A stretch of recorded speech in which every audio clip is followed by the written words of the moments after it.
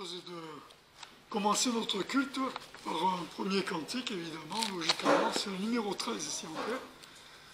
Cantique numéro 13, nous allons nous mettre debout pour chanter ce cantique.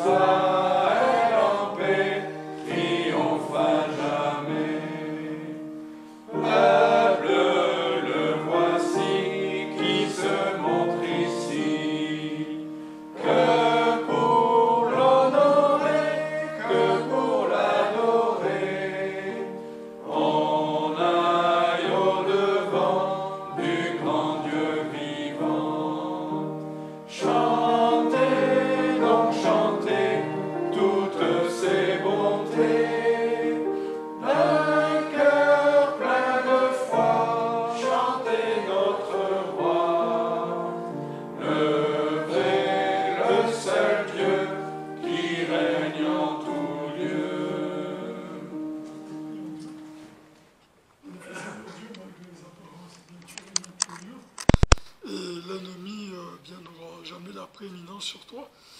Aussi, nous te remercions bien de pouvoir en toute liberté nous rassembler ce matin et autour de ta parole. Et nous te remercions aussi parce que tu nous as laissé ta parole et le Saint-Esprit, le Consolateur. Tu as laissé aussi bien tes serviteurs nous parler de ta part. Et ce matin, nous prions afin que cette parole soit entendue, crue et qu'elle produise en nous le fruit que tu attends. Te demandons de bénir cette assemblée ce matin et de garder aussi les frères et sœurs qui ne sont pas là et qui sont en vacances. Au nom de Jésus. Amen. Nous poursuivons, s'il vous plaît. Cantique numéro 63. Cantique numéro 63.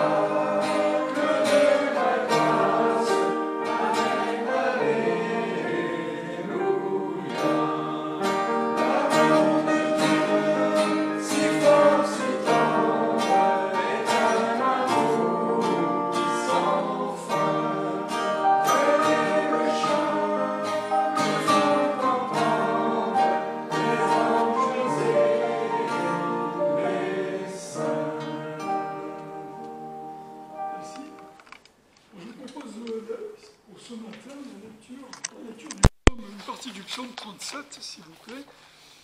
Psaume 37, on lira des versets 1 à 19. Psaume 37, des versets 1 à 19. Psaume de David, ne t'irrite pas contre les méchants, ne porte pas envie à ceux qui font le mal, car ils seront bientôt fauchés comme l'herbe. Ils se flétriront comme l'herbe. Ils se faneront comme l'herbe. Confie-toi en l'Éternel, et fais le bien, habite la terre, et fais de la vérité ta pâture. Et prends ton plaisir en l'Éternel, et il t'accordera les demandes de ton cœur.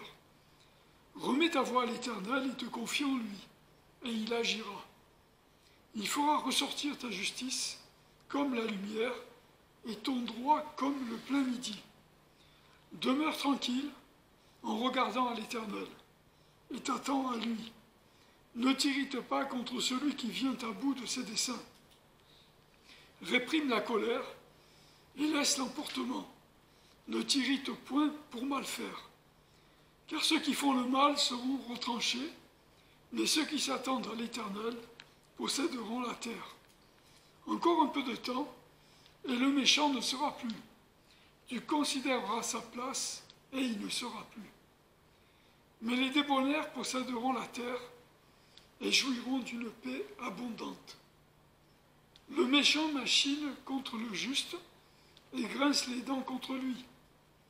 Le Seigneur se rira de lui, car il voit que son jour approche.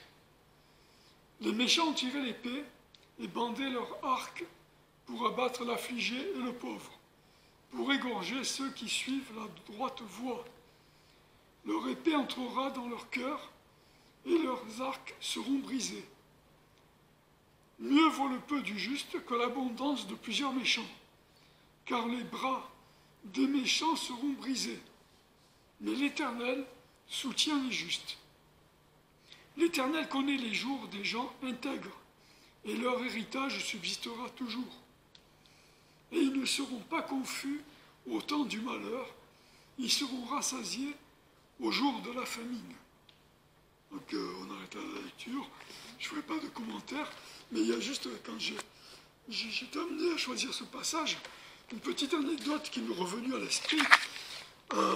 C'était à l'époque où il y avait Christian et Janice, et leurs enfants, donc à l'époque Paul et Jean, ils étaient petits, bon, Joseph et Lydie un peu plus grands, et Janice racontait, je pense que c'était à la lecture de ce passage, que Jean avait eu affaire à un petit voyou du quartier, et à un moment donné, donc, il y avait Janice et Paul, et Paul, il a voulu, à un moment donné, il a su que c'était ce gamin-là qui a fait la misère à son frère, et il a voulu intervenir. Et on voyait déjà le tempérament un peu fils du tonnerre, peut-être, je ne sais pas. Mais bon, il voulait intervenir, il voulait lui rendre la monnaie de sa pièce, comme on dit. Et Janice, évidemment, elle en a dissuadé. Elle a dit, laisse faire, c'est Dieu qui va s'occuper de lui. Et quelques jours ou quelques semaines après, il croise le fameux gamin là, qui avait fait du mal à son frère, Jean, et il le voit avec les deux bras dans le plâtre.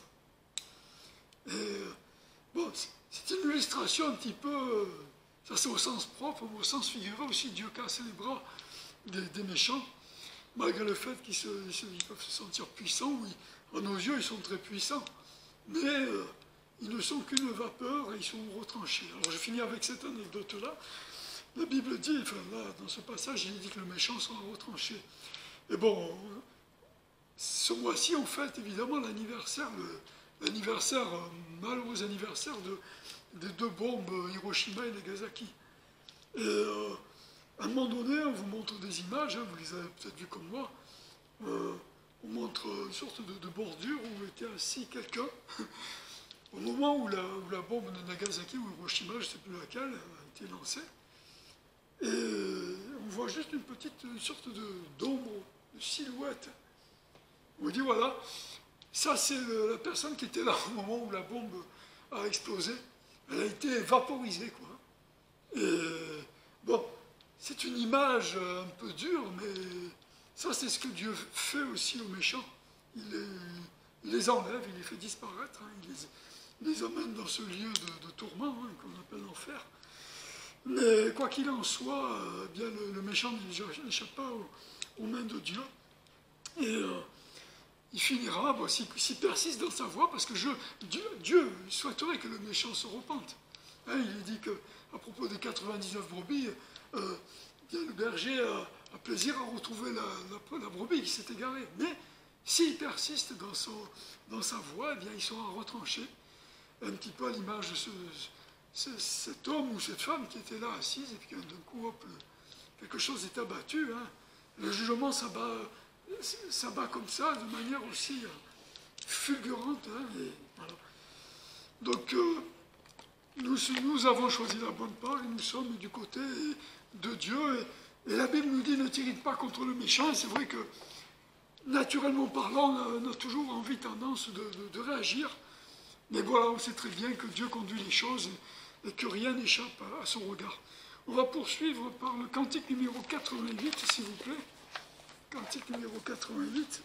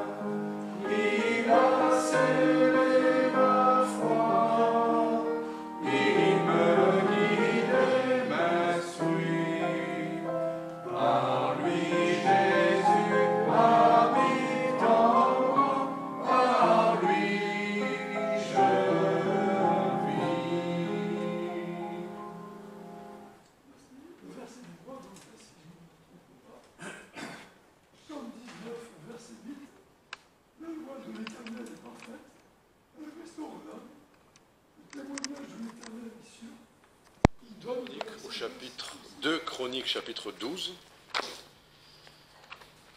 2 Chroniques, chapitre 12.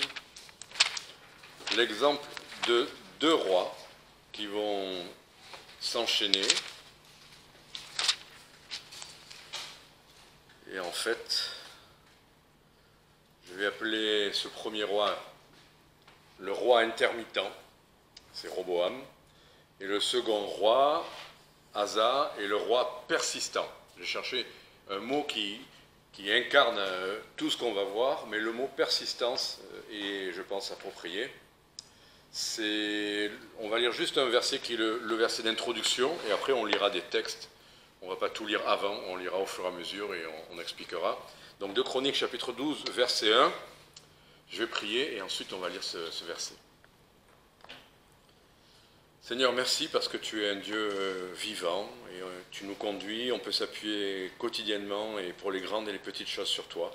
Merci de ces textes qui sont en eux-mêmes l'explication de ce que tu veux nous dire, puisque tu parles. Et tu dis ce que tu as à dire de chaque situation. Alors merci d'encourager ton peuple, de le stimuler, de le fortifier dans ta grâce, au nom de Jésus-Christ et par sa force. Amen. 2 Chroniques chapitre 12, verset 1. Lorsque la royauté de Roboam se fut affermie et qu'il fut devenu fort, il abandonna la loi de l'Éternel et tout Israël avec lui. Qu'est-ce qui se passe dans la tête d'un homme quand Dieu le bénit, quand Dieu lui donne de devenir fort, qu'il abandonne? Et alors qu'il lui avait donné cette force pour vivre tout ce qu'il avait à vivre, qu'il avait expérimenté, il a eu ce recul et il a abandonné la loi de l'Éternel, et non seulement lui, mais tout Israël avec lui, parce qu'il en était responsable, il était roi, choisi par Dieu, de la lignée royale de Juda. Donc cet épisode vient juste après la séparation entre les 10 tribus avec Jéroboam et lui, Roboam. Dieu va l'empêcher de faire des bêtises, et Roboam, on va le voir, commence bien, il obéit au Seigneur. Et le Seigneur le bénit, et il prospère, et on le voit, là, il abandonne le Seigneur alors qu'il était béni. Pourquoi ce genre de message? Après on verra l'autre roi, Asa, qui est le contre-exemple en étant le bon exemple. Pourquoi ces textes qui pourraient faire peur dans nos vies chrétiennes? Mais parce qu'il y a les deux, il y a les encouragements à marcher dans la bonne voie, il y a les avertissements, les warnings comme on dit, à ne pas tomber. Il y a ce verset dans 1 Corinthiens chapitre 10, verset 6, qui nous explique la place que ce genre d'épisode dans la Bible, à quoi ça nous sert à nous, chrétiens. Parce qu'on va dire, oh mais ça c'est un roi, je ne suis pas roi, ah mais ça c'est l'Ancien Testament, nous on est sous la grâce, bon, à quoi ça nous sert? Ben écoutez, ces choses sont arrivées pour nous servir d'exemple. L'exemple là en l'occurrence, c'est afin que nous ne désirions point de mauvaises choses comme ils en désirèrent. Voilà. Ce sont des exemples pour nous mettre en garde, pour qu'on ne tombe pas comme eux dans de mauvaises choses. Donc voilà, nos vies chrétiennes, prions qu'elles ne soient pas comme celle de Roboam, intermittentes, et on va voir en quoi, mais qu'elles soient plutôt comme celle d'Asa, des vies chrétiennes faites de persistance, de progrès et d'obéissance continuelle. Roboam, le roi intermittent. Allez, on va faire maintenant notre petit retour en arrière, comme souvent. Chapitre 11, on va lire du verset 1 à 5.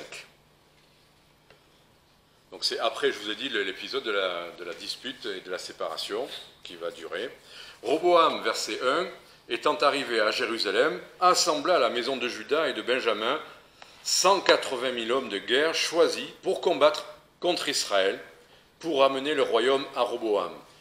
Mais la parole de l'Éternel fut adressée à Shemaïja, homme de Dieu, en ces termes. Parle à Roboam, fils de Salomon, roi de Juda, et à tout Israël en Juda et en Benjamin, et dis-leur, ainsi dit l'Éternel, vous ne monterez point, et vous ne combattrez point contre vos frères, retournez-vous-en, chacun dans sa maison, car ceci vient de moi. Et ils obéirent aux paroles de l'Éternel, et s'en renoncèrent, renonçant à marcher contre Jéroboam. Donc il a bien commencé, on voit bien, même au verset 5, c'est un peu la continuité. Roboam demeura donc à Jérusalem et il bâtit des villes fortes en Juda. Donc il avait un projet, la situation était, comme on avait vu il y a quelques semaines, inédite. Cette séparation, c'était quelque chose de dramatique dans l'histoire d'Israël. Et la première réaction, comme nous le disait Antoine, c'est la réaction charnelle, on va aller se battre contre eux, on va les faire rentrer dans le rang. Et Dieu dit non, vous n'irez pas, ne combattez pas contre vos frères, cela vient de moi, et Dieu savait pourquoi ça devait arriver.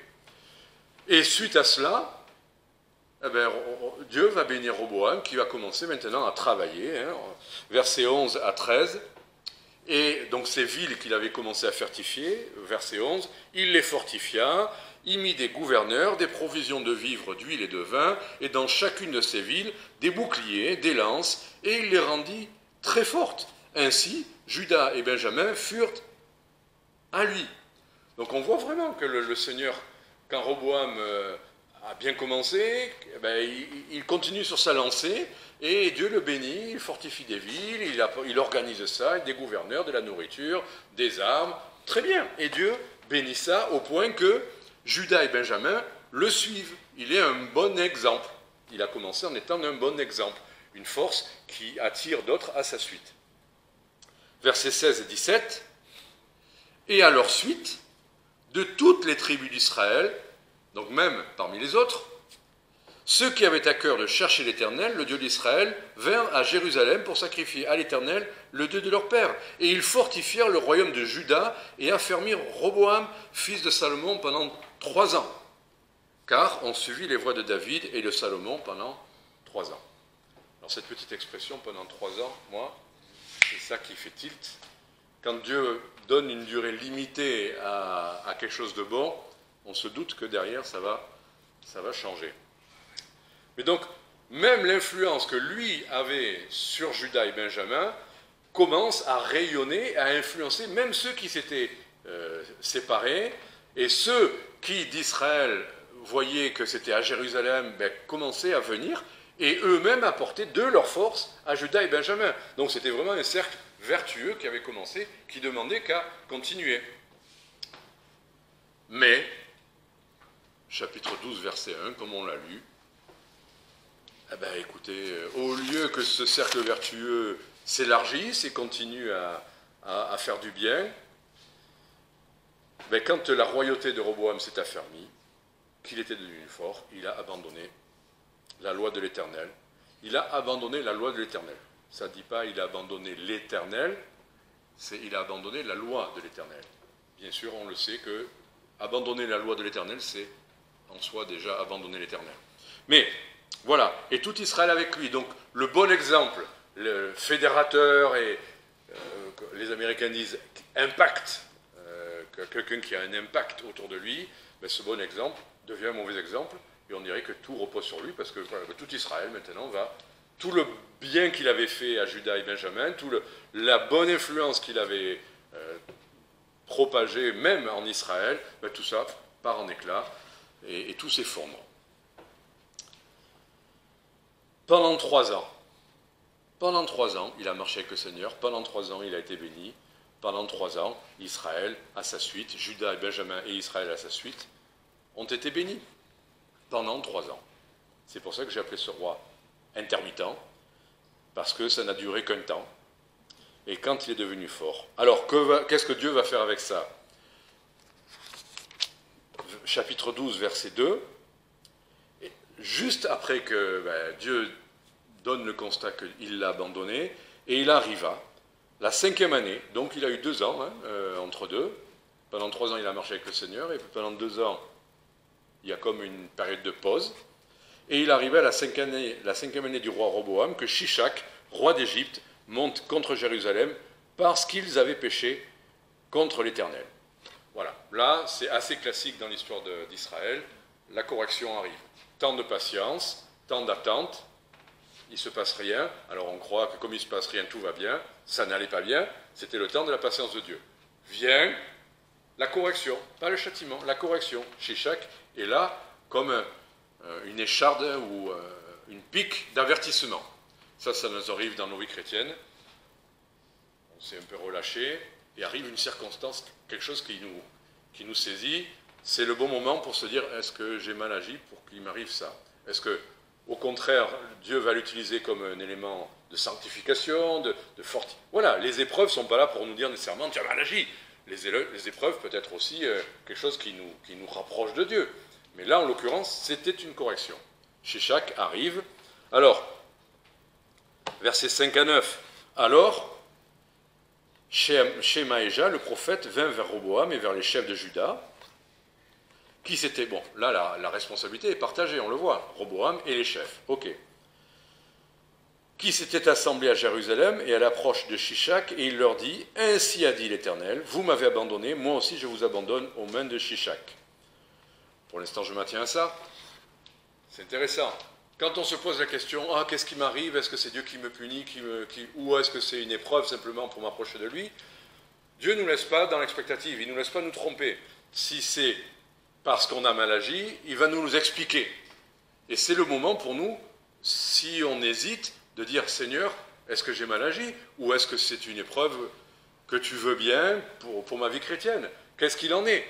Et là, Dieu ne le laisse pas sans l'instruction claire. Il lui dit, c'est parce que vous avez abandonné. Lui et les chefs sont clairement repris, l'explication est donnée par le Seigneur. Donc, quand on est dans ces moments où, qu'est-ce qui m'arrive? Ben, demandons au Seigneur.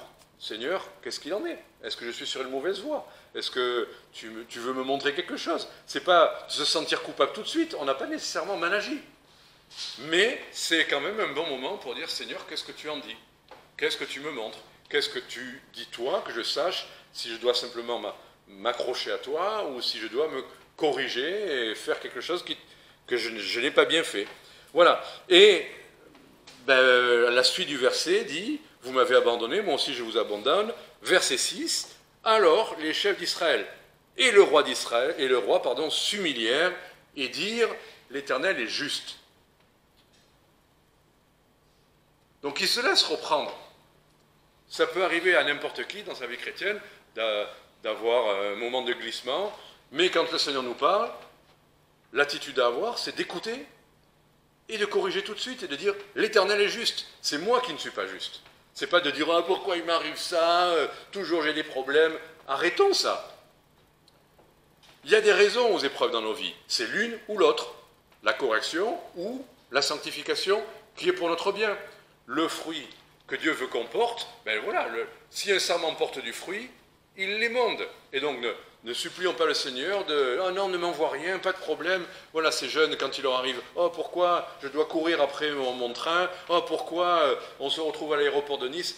C'est pas pour pleurnicher, c'est pas pour dire « Oh, Dieu ne répond pas à nos prières. » C'est qu'est-ce que Dieu va faire?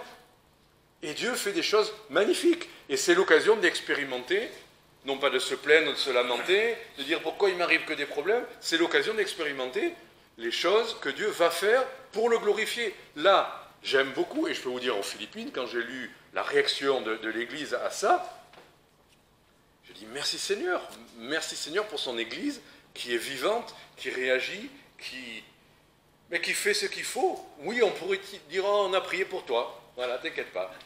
Et oui, mais il y a une situation, il y a des besoins pressants, c'est ce que dit la Bible. Quand il y a des besoins pressants, il ne suffit pas parfois de dire oh, je prie pour toi, t'inquiète pas. Tu n'as rien dans ton frigo, tu n'as plus d'argent, oh, ben je prie pour toi, tiens. Que Dieu envoie un corbeau qui va nourrir, remplir ton frigo, faire des courses. Quand on peut faire quelque chose, il faut le faire. Et je rends gloire à Dieu de ça. J'étais tout heureux, moi, aux Philippines, quand j'ai suivi, je n'avais pas beaucoup de temps pour lire, mais le moment où j'ai lu hop, toute l'histoire d'un coup, parce que j'ai vu tout c'était pas à la même heure, mais moi j'ai vu le déroulement, l'épreuve, le déroulement de ce qui se passait, les interactions, et puis le final, merci Seigneur, la famille les héberge. Voilà.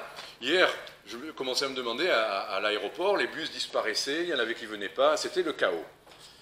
Alors je commençais à regarder Nice, qu'est-ce que je vais faire? Enfin, si je suis encore là, j'ai dit merci. J'ai juste prié. Et un bus est arrivé finalement avec 1 heure de retard, mais on a pu monter dans le bus, même si c'était le chaos. Enfin, merci Seigneur. Ne prenons pas les épreuves nécessairement comme... non, c'est soit pour nous faire porter plus de fruits, pour se glorifier, que Dieu va montrer que ce qui met derrière. Les jeunes là, allez, vous êtes allés camper sur le terrain de foot, pourquoi? Il y a eu des alarmes, il y a eu une fuite d'eau, la fuite d'eau a déclenché les alarmes, à 2h30 du matin, en pleine nuit, c'est la catastrophe, c'est le chaos, vous imaginez la colo? Les alarmes de colo, c'est effroyable, c'est un cauchemar. Au lieu de dire « Oh là là là là, on n'arrive pas à dormir », ils sont allés camper sur le terrain de foot, et c'était un des meilleurs souvenirs, non? Mais voilà. Donc, laissons le Seigneur se glorifier quand il arrive des choses comme ça. Ça peut être une correction, écoutons, et s'il nous a montré « tu as mal agi », demandons pardon, humilions-nous, et là, qu'est-ce qui se passe? C'est ce qu'ils ont fait. Ils ont dit « l'Éternel est juste ». L'Éternel est toujours juste. Même quand on est bloqué, quand il y a un pneu qui est crevé, et qu'on est bloqué à l'aéroport et qu'on a raté le train, ne disons pas « ah, Dieu ne répond pas aux prières ». Disons « qu'est-ce que Dieu va faire maintenant ?» pour montrer qu'il est juste et qu'il est glorieux. Donc voilà, repentance, pardon, mais à partir du verset 5 à 9, lisons la suite. Dieu dit clairement « vous m'avez abandonné », d'accord? Il s'humilie. Et verset 7, quand l'Éternel vit qu'il s'était humilié, la parole de l'Éternel fut adressée à Shemaïja, et il lui dit, ils se sont humiliés, je ne les détruirai pas. Donc déjà, pas de châtiment, pas de condamnation, je ne les châtierai pas. je ne les détruirai pas. Je leur donnerai bientôt un moyen d'échapper. Et mon courroux ne se répandra point sur Jérusalem par la main de Shishak. Toutefois, ils lui seront asservis, afin qu'ils sachent ce que c'est que de me servir ou de servir les royaumes des autres pays. C'est le frère des Philippines, on parlait de ce genre de situation. Il me dit, j'essaie d'enseigner aux chrétiens que Dieu est un Dieu de grâce, que Dieu pardonne, dans la nouvelle alliance comme dans l'ancienne, c'est le même Dieu. Et si on s'humilie et qu'on se repent et qu'on demande pardon, ben Dieu pardonne.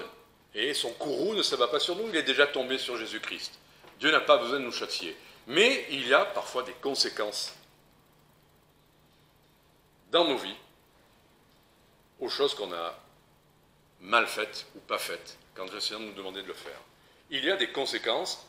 Dieu est un Dieu de grâce, Dieu pardonne, il n'y a pas de souci. Mais parfois, il laisse des conséquences pour qu'on apprenne à ne pas retomber.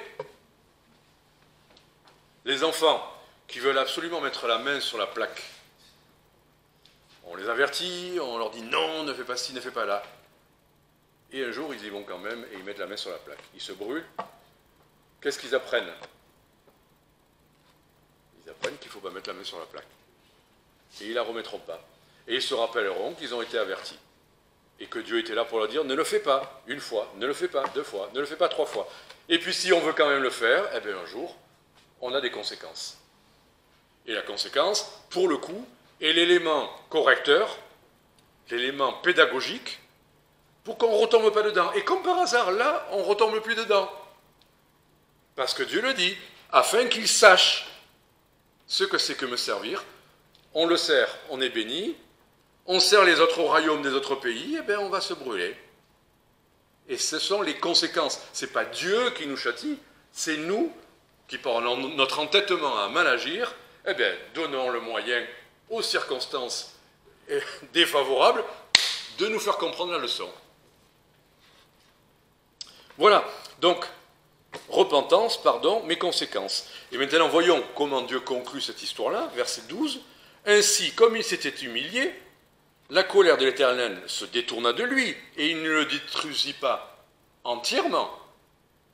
Il a quand même laissé des plumes, parce qu'il va perdre l'or, et l'argent de... Il y a perdu des privilèges, évidemment. Il y apprend de manière cuisante la leçon, et quelque part, il y laisse quelque chose, mais il y a encore de bonnes choses en Juda. Voilà. Car il y avait encore de bonnes choses en Juda.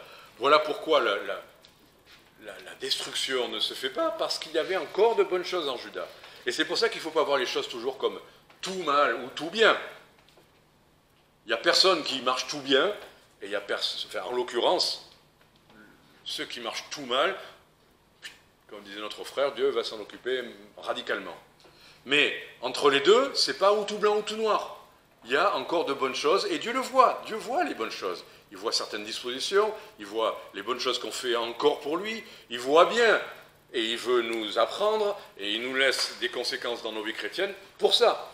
Mais il voit quand même les bonnes choses. Ne croyons pas, Dieu il est tout contre moi, ça va mal. Moi, je fais un peu trop souvent ce bruit-là. Il faut que j'arrête de faire le pleurnichard, excusez-moi. Bon, il y a encore de bonnes choses. Mais la conclusion finale, chapitre 12, verset 13, le roi Roboam se fortifia donc dans Jérusalem, donc quand même, il se fortifie, c'est bien, et il régna, et il avait 41 ans quand il devint roi, il régna 17 ans à Jérusalem. On dit c'est bien, ça veut dire qu'il va rester roi quand même pendant 17 ans. Donc là, pour le coup des 3 ans où c'était super, pendant 17 ans encore, c'est pas trop mal, on va dire, il y a encore des bonnes choses, sauf que, il y a la fin du verset, il régna 17 ans à Jérusalem, la ville de l'Éternel, que l'Éternel avait choisie de toutes les tribus d'Israël, pour y mettre son nom. Sa mère s'appelait Naama l'Ammonite, pas trop bon ça, bon, on n'y peut rien. Mais, verset 14, pour le coup, il fit le mal, car il n'appliqua pas son cœur à chercher l'Éternel. Il y a encore des bonnes choses, mais il fit le mal. Donc ne nous disons pas, bon, il y a encore des bonnes choses, bon, d'accord, Dieu me punit, corrige un peu, mais je vais quand même tenir longtemps comme ça, je suis roi encore 17 ans, enfin, je tiens la route, tout va bien. Non, Dieu est clair là-dessus, son diagnostic, c'est il fit le mal. Pourquoi? Il n'y a pas une liste de choses terribles qu'il ait faites, mais il y a une chose, il n'appliqua pas son cœur à chercher l'Éternel. Il a tenu la route, apparemment, comme on dirait, dans l'église, il est là, tout va bien, il donne sa dîme, il fait ce qu'on lui demande, enfin... Apparemment, pendant 17 ans, ça dure, tout va bien, il n'y a pas de gros châtiments, ça va. Sauf que Dieu sait ce qu'il y a dans notre cœur. Et dans le cœur, c'est s'appliquer à le chercher. S'appliquer à le chercher. Pas simplement le chercher par intermittence, ça va mal, qu'est-ce qui ne va pas? Ah, ça va mieux, merci Seigneur, et maintenant je recommence ma petite vie. Non, s'appliquer. L'application. Applique-toi. Vous connaissez ce verset? Paul à Timothée, applique-toi à la lecture. C'est pas, oh j'ai lu ma Bible aujourd'hui, oh j'ai lu ma bonne semence, oh j'ai lu un petit chapitre, enfin, applique-toi à la lecture. Mais c'est du cœur. Quand tu lis, demande au Seigneur, bien sûr tu es peut-être fatigué, bien sûr tu es un peu confus, bien sûr avec l'âge c'est de plus en plus compliqué d'être concentré durablement. Bien sûr, Dieu sait tout ça. Mais quand tu t'appliques à chercher, quand tu veux vraiment, comme par hasard, le texte devient clair. Moi, quand je prépare un message, les textes deviennent clairs. Ils s'ouvrent, bloum, bloum, comme ça. Et puis, quand, bon, j'ai ma journée, j'ai beaucoup de choses à faire, je lis un peu, ben là, bon, c'est confus, je lis un petit bout là, mon cerveau. Applique-toi à la lecture. Ah, c'est compliqué, c'est dur, j'ai mon cerveau qui va faire bien. Applique-toi, insiste.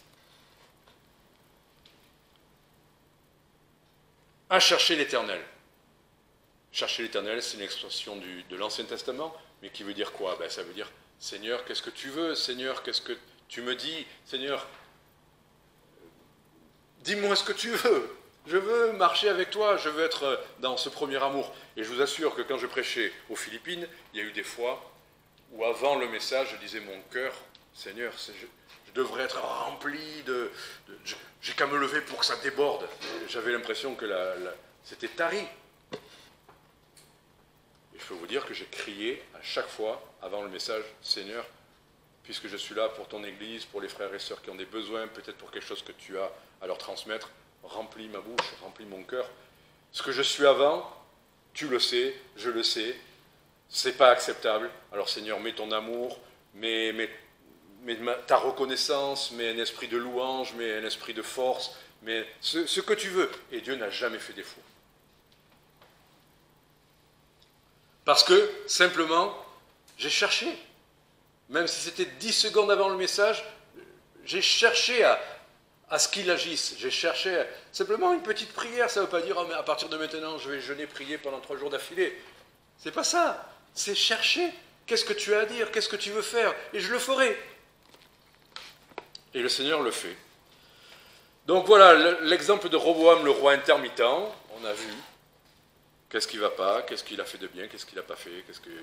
Tombons pas comme lui dans les pièges. N'ayons pas une vie chrétienne en dents de scie, comme si c'était normal. Parce qu'il y a des exemples qui montrent que ce n'est pas une fatalité. On va voir Asa. Maintenant, Asa, chapitre 14. Donc Asa n'est pas le fils direct.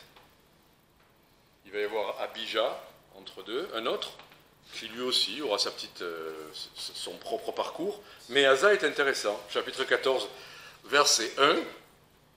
Abijah s'endormit avec ses pères, et on l'ensevelit dans la cité de David, et Asa, son fils, régna à sa place. De son temps, le pays fut en repos pendant 10 ans. Dieu, quand même, tient compte de la chronologie. Des fois, les gens, oh, Dieu, il est le même, aujourd'hui, hier, demain, éternellement, il est hors du temps. Il est hors du temps. Lui, mais pour les histoires humaines, il tient la comptabilité des années, il tient la comptabilité des jours. 10 ans. Donc, Roboam, c'était 3 ans. Il a marché avec le Seigneur 3 ans. Asa, 10 ans. C'est mieux déjà. Pendant 10 ans. Ok. Et verset 2. Asa fit ce qui est bon et droit aux yeux de l'Éternel son Dieu. Donc on voit là, autant ça se terminait avec tout à l'heure l'un, il n'a pas fait ce qu'il fallait et il a désobéi, etc. Autant Asa dit, il a fait ce qui est droit et bon. Donc il a été juste et bon dans son règne. Très bien, c'est l'appréciation dans la durée. 10 ans. Au début, ça ressemble au début de Roboam, non? À part la durée, voilà, c'est bon, il va travailler pour le Seigneur. Alors, j'ai pas fait exprès, mais ça m'est venu quand même. Il va faire 3 choses. Là, on dirait que c'est le nouveau message qui commence, c'est un peu ça. 3 choses, il est prêt à travailler, il est prêt à batailler, et il est prêt à balayer. Ça se termine à chaque fois à yé. Je suis content. Là. Travailler, batailler, balayer. Et ce qui va bien avec lui, c'est qu'il est toujours prêt à travailler, batailler, balayer. Travailler, versets 6 et 7. Il bâtit des villes fortes en Juda, car le pays fut en repos, et pendant ces années-là, il n'y eut point de guerre contre lui, parce que l'Éternel lui donna du repos. Et il dit à Juda, bâtissons ces villes, environnées de murailles, de tours, de portes et de barres. Le pays est encore devant nous, parce que nous avons recherché l'Éternel notre Dieu. Nous l'avons recherché, et il nous a donné du repos de tous côtés. Ainsi, ils bâtirent et prospérèrent. Donc bâtir des villes pour un roi, c'est de fortifier son pays, contre les attaques ennemies possibles, c'est l'occasion d'être en repos. Ces villes fortifiées donnent le repos. L'ennemi ne s'attaque pas à des villes fortifiées. Et Dieu bénit, parce que lui fait le nécessaire, il se fortifie en recherchant l'Éternel, ils se fortifient tous ensemble en recherchant le Seigneur. Il n'est pas tout seul, Roboam, c'est le pays tout entier, c'est les chefs qui ensemble cherchent le Seigneur. Encourageons-nous à chercher le Seigneur les uns les autres. Quand ces jeunes se retrouvent ensemble et qui se fortifient dans le Seigneur, c'est ensemble. Il n'y a pas un super-héros qui envoie à tout le monde des rayons pour les fortifier. Et parfois, on voit les prédicateurs ou les responsables, envoie-moi des rayons, et on l'appelle, envoie-moi des rayons, des super-pouvoirs que toi tu as. C'est pas comme ça. On se fortifie les uns avec les autres, ensemble. Oui, les pasteurs, les gens appelés sont là pour exhorter, encourager, et ils ne renient pas cette part de responsabilité. Mais c'est ensemble que les choses se font. Ça a l'air d'être un leitmotiv. Non, c'est un enseignement biblique. Alors quand les chrétiens me disent « Ah, mais moi ça va, j'ai ma lecture, j'ai ma prière, j'ai pas besoin d'une église ». J'ai encore discuté avec une dame de la Martinique hier, quand on attendait Non, de la Guadeloupe, pardon, excusez-moi, mélangeons pas tout. Excusez-moi. Elle me disait « Ah, mais moi, je lis ma Bible tous les matins, je prie le bon Dieu, et ça sera bon. » Et j'ai dit « Mais je ne vais pas dans les églises. » J'ai dit « Parce que vous ne trouvez pas ce qu'il faut dans les églises. » Oui, c'est ça. Bon. J'essaie d'encourager en disant « Mais si vous trouvez une bonne église avec de l'enseignement qui vous apportera ce dont vous avez besoin, ça, c'est bien ça aussi. » Oui, oui. Mais il y a trop de gens qui disent « Ah, je n'ai pas besoin d'une église. » C'est dans la Bible, les églises. On a besoin les uns des autres. Il n'y en a pas un qui a tout, où on a Internet aujourd'hui avec YouTube. On dit oh, « J'ai ce qu'il me faut, j'ai plein de messages. Alors, là, les pasteurs machin, les pasteurs trucs, il y en a partout. On n'a plus besoin de l'église aujourd'hui. » Ben non, c'est faux. On a besoin de ces moments où on partage les uns les autres. Bon, enfin voilà, je n'ai pas besoin de refaire une leçon dessus. Et donc il faut travailler à tout ce que le Seigneur nous donne pour nous fortifier. Prière, lecture, vie d'église, évangélisation, enfin voilà, travailler. Et être toujours prêt à travailler. Pas dire, bon, ça y est, j'ai fait ma part. Tiens, il y a eu l'expo Bible, après, tranquille. Non, je ne parlais pas pour toi, je parle pour moi. Enfin, je veux dire, après l'expo Bible, je reviens ici. Après l'expo Bible, qu'est-ce qu'il y avait? Je ne sais plus ce qu'il y avait. Bon, les Philippines tout de suite. Enfin bon. Et après les Philippines, ben là, j'ai reçu hier soir, à peine, je n'ai même pas dormi, que je reçois Pensacola. Alors, le prochain voyage, on fait ça, on va là, et patati patata. Et après, j'ai Sam Rothman. Enfin, eh bien voilà, c'est très bien, toujours prêt à travailler. Moi, je suis ravi d'être bien occupé. Et à peine ça s'est terminé, j'ai essayé de partager avec le frère des Philippines un exemple dans l'Ancien Testament les sacrifices. On apporte un sacrifice de louange à l'Éternel, le sacrifice est consumé. Qu'est-ce qu'on fait après? On passe son temps à « Oh là là, c'était merveilleux, oh là là, c'était beau, qu'est-ce qu'on est béni, et qu'est-ce qu'on bénit le Seigneur de... » Le lendemain, après le sacrifice, les sacrificateurs, ils viennent chercher la cendre, et ils vont la jeter à l'extérieur du camp. On n'en parle plus. À chaque jour suffit sa peine, comme à chaque jour suffit sa bénédiction. Et l'apôtre Paul, il dit, oubliant ce qui est en arrière, enfin me portant ce qui est en avant. Il parlait bien sûr de sa vie d'avant. Mais quand même, bénissons le Seigneur, rendons-lui gloire. Puis quand c'est rendu, voilà, apportons les cendres. On ne vit pas de cendres. On vit de sacrifices vivants. Nos corps sont des sacrifices vivants. S'ils sont vivants, c'est pas ouf. J'ai fait ça maintenant pendant 6 mois, je vais pouvoir bénir le Seigneur de ces beaux moments, regarder les photos, etc. Non, il y a d'autres choses à faire maintenant. Et chaque jour, il y aura quelque chose de nouveau. Chaque jour. Donc après là, il y a ça, et après là. Et il y aura toujours, parce que Dieu est un Dieu vivant, et le Dieu vivant, il ne se repose pas la moitié de l'année comme en France. Donc travailler, bâtir et prospérer. Verset 8, alors qu'ils sont en train de travailler, alors qu'ils sont en train de bâtir des tours, qu'est-ce qui se passe? Asa avait une armée de 300 000 hommes, c'est bien ça, de Juda portant le grand bouclier, la lance, 280 000 de Benjamin portant le petit bouclier, tirant de l'arc, tous vaillants guerriers. Donc quand même, allez, il est bien préparé, il y a des armées, on va se dire, ils vont être tranquilles, Dieu leur donne du repos, ils vont être tranquilles. Et nous, on dit, Seigneur, laisse-nous tranquilles. Pas d'épreuve, hein. Et puis, verset 9, mais Zérak, l'Éthiopien, sortit contre eux avec une armée d'1 million d'hommes et de 300 chars, et il vint jusqu'à Marécha. Pourquoi?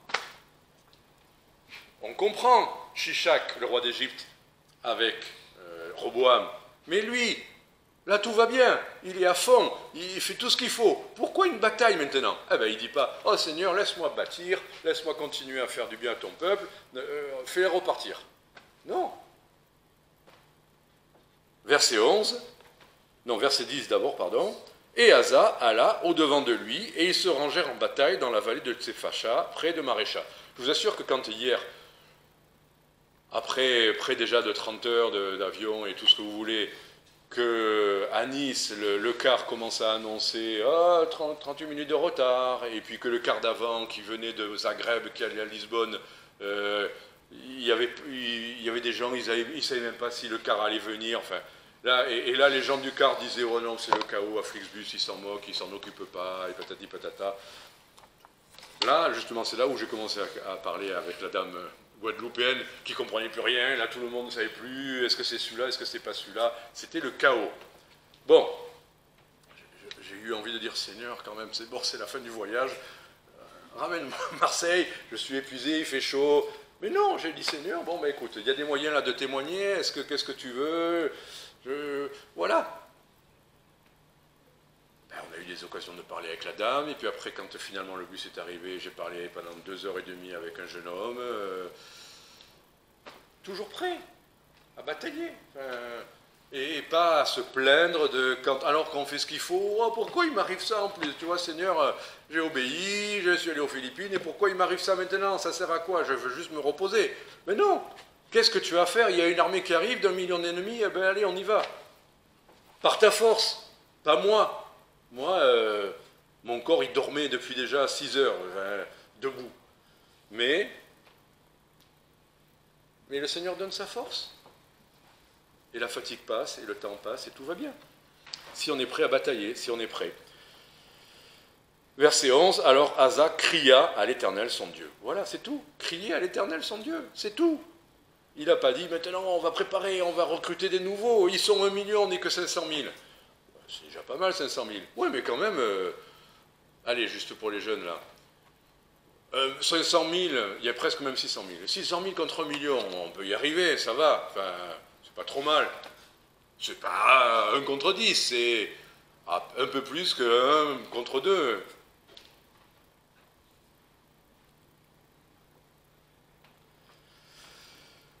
Il faut crier à Dieu, pas croire qu'on va s'en tirer. Oui, c'est ça que je voulais vous dire. Imaginez, finale de la Coupe de l'UEFA, il y a une équipe, ils ont le droit d'avoir 22 joueurs contre 11. Qui c'est qui voudrait d'un match comme ça? Mais non, c'est le double, c'est pas possible, on va perdre, c'est évident, c'est pas... Eh bien, si jamais il fallait faire un match 22 contre 11, qu'est-ce qu'on fait? Si jamais c'est ça la nouvelle règle de l'UEFA, si c'était un match pour Dieu, on dirait, ben, on va compter sur Dieu. Voilà, c'est tout. Et c'est exactement ça, et j'aime bien, on va le dire un peu plus clairement après, mais bon, je le garde pour la conclusion. Donc voilà, prêt à batailler. Ne prenons pas les épreuves, les circonstances comme une occasion encore de dire mais pourquoi Seigneur, mais bon Seigneur, qu'est-ce que tu veux? Et je crie à toi, quelle que soit la circonstance, quelle que soit l'armée, qu'on soit 600 000 ou pas, peu importe, je compte sur toi. Ok. Dernier point, balayer. Pourquoi je parlais de balayer? Parce que des fois on est prêt à travailler, on est prêt à batailler, il y a des chrétiens qui sont toujours prêts, mais quand il s'agit de balayer, là il n'y a personne. De quoi s'agit-il balayer? Versets 3 à 5, je l'ai gardé, c'était normalement avant batailler, mais je trouvais que je préférais terminer par balayer. Verset 3, il ôta les autels étrangers et les hauts lieux, il brisa les statues et mit en pièces les emblèmes d'Achéra, et il recommanda à Juda de rechercher l'Éternel, le Dieu de leur père, de pratiquer la loi et les commandements. Et il ôta de toutes les villes de Juda les hauts lieux, les colonnes consacrées au soleil, et le royaume fut en repos devant lui. Il a ôté, il a fait du nettoyage dans Juda. Là, j'ai des phrases qui viennent toutes faites, mais on n'est pas plus fort que nos points faibles. Une équipe, allez, là je reviens au foot, une équipe, elle a beau avoir les meilleurs avant-centres, si elle n'a pas une défense, elle va perdre.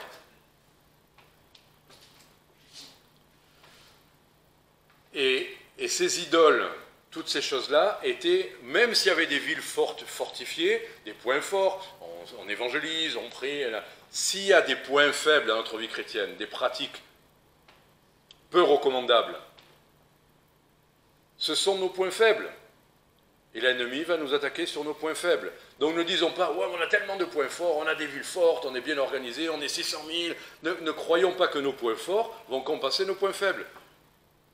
L'ennemi va taper sur les points faibles. Les murailles s'effondrent aux points faibles, pas aux points forts.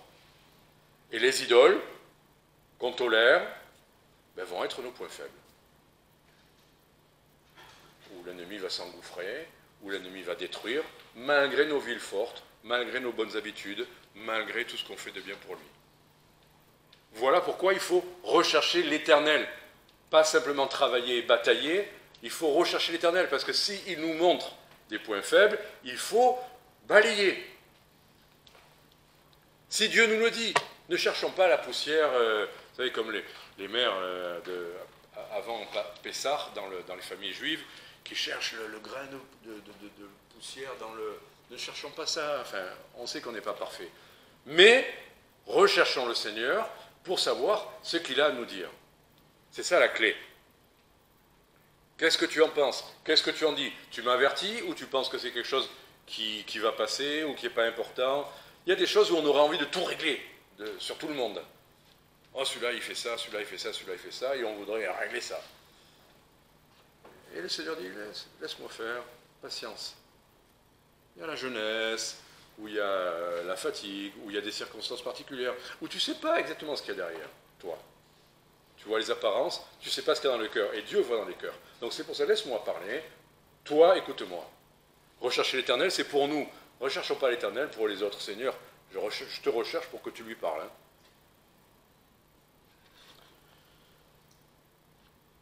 Versets 12 et 13, l'Éternel.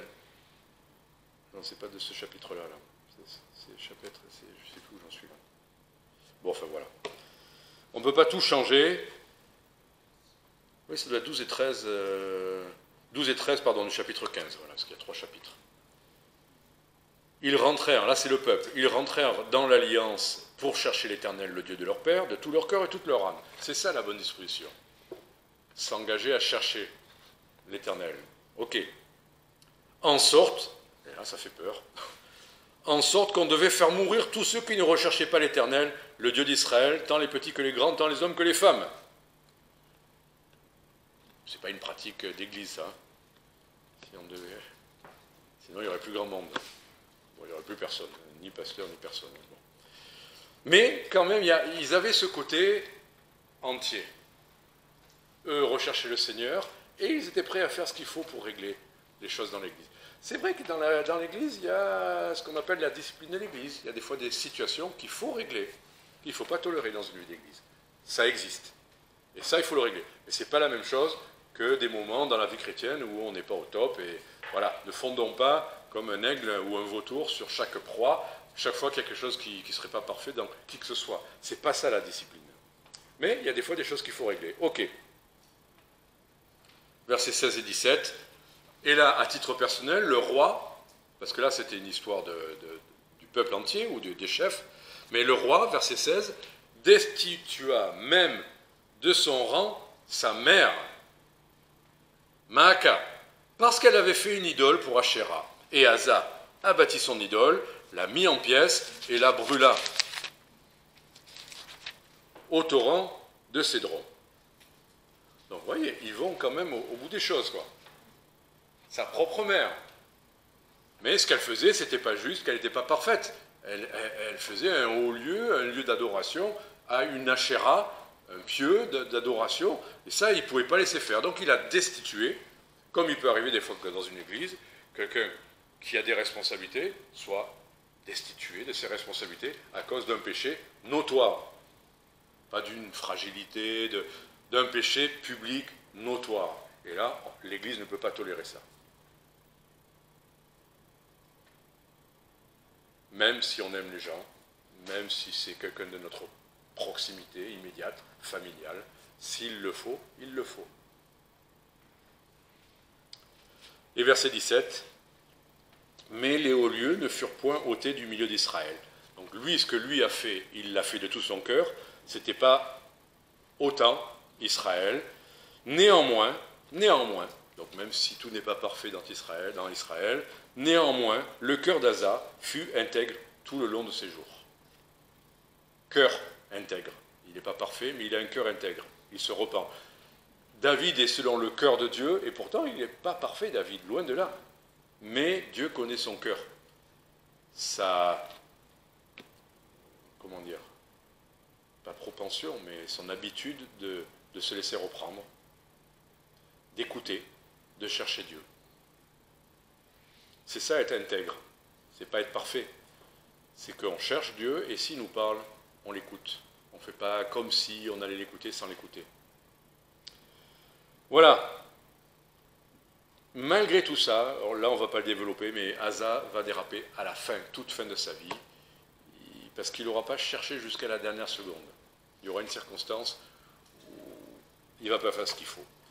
Donc Asa n'a pas été parfait, mais malgré tout, ce que Dieu en dit, c'est que bon, il a été intègre dans son cœur. Il a fait un écart à la fin de sa vie. Conclusion, notre force, parce qu'il s'agit de force, c'est de chercher l'Éternel, de faire appel à lui. C'est ça, chercher l'Éternel, faire appel à lui en toutes circonstances. Et c'est ça que je voulais vous dire tout à l'heure, que j'avais envie. Quand Asa va faire appel à Dieu, verset 11, chapitre 14, Asa cria à l'Éternel, quand l'armée vient contre lui. Asa cria à l'Éternel son Dieu et dit, « Éternel, tu ne fais point de différence pour aider, que l'on soit nombreux ou sans force. » J'aime beaucoup ça, que l'on soit nombreux ou sans force. Ça ne dit pas, on ne va pas faire les misérables, on n'est que 600 000. Non. On peut parfois, dans certaines circonstances, avoir des points forts qui sont réellement des points forts. Je dois prêcher, j'ai un message bien préparé, je suis à peu près convaincu de tous les points. Je pourrais dire, je m'avance avec une armée quand même qui tient la route. Et il faut le faire, ça. Il faut préparer, il faut se préparer et préparer le message, tout ce qu'on fait. Et pas dire, ah, je ne sais rien faire si on a préparé un message qu'on sait que le Seigneur a conduit. Voilà, on a des choses pour se présenter devant Dieu, des capacités que Dieu nous donne, des dons que Dieu nous donne. Mais il n'empêche, on reste dépendant, on a toujours besoin de l'aide de Dieu. Et on a toujours, point fort, point faible, 1 contre 10, 600 000 contre 1 million, C'est ce qu'il dit. Voilà, que tu aides, qu'on soit nombreux ou qu'on soit une poignée. Et c'est la même chose. Je voulais vous partager ça pour finir parce que notre vie chrétienne, on se prépare à fond avant les grandes épreuves ou les grandes circonstances. Les fêtes, je vais partir aux Philippines, là, je me prépare à fond. Et après, quelques jours de vacances, là ça va, j'ai pas besoin, on est là pour se reposer, on est là pour se détendre. Voilà, hier soir, je suis fatigué, je me couche. Bon. Petites circonstances, grosses circonstances, quotidien, lundi, dimanche, vacances, épreuves ou faciles. Peu importe, on a toujours, tous les jours, besoin de l'aide de Dieu. On doit toujours crier, Seigneur, pour cette journée, conduis. Pour cette journée, montre-moi c'est quelque chose qui ne va pas. C'est le calme. Tout va bien, je crois que le Seigneur me bénit, je me fortifie.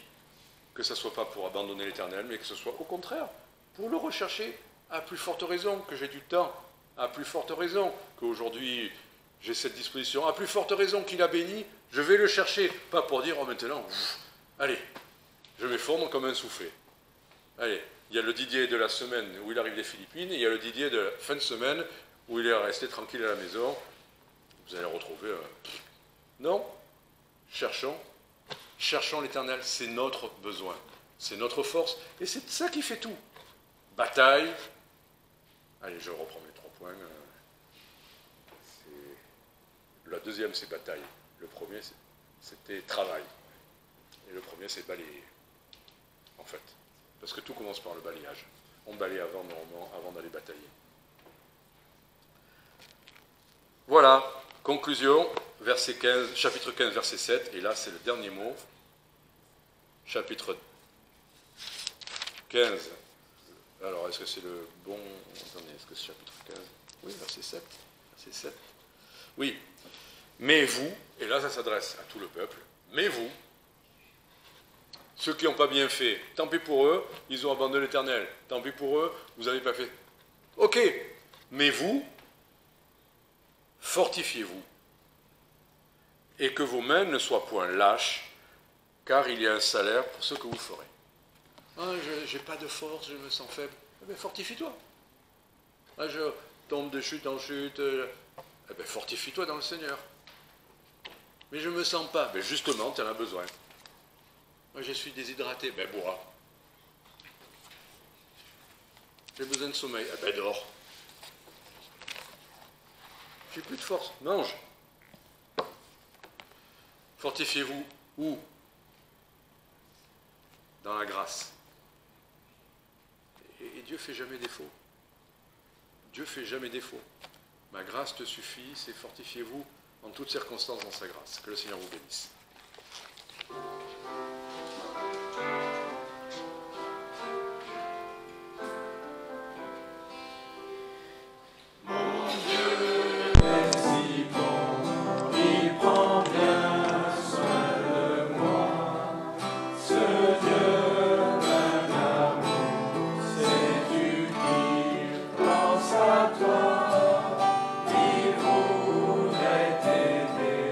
Dans tes difficultés.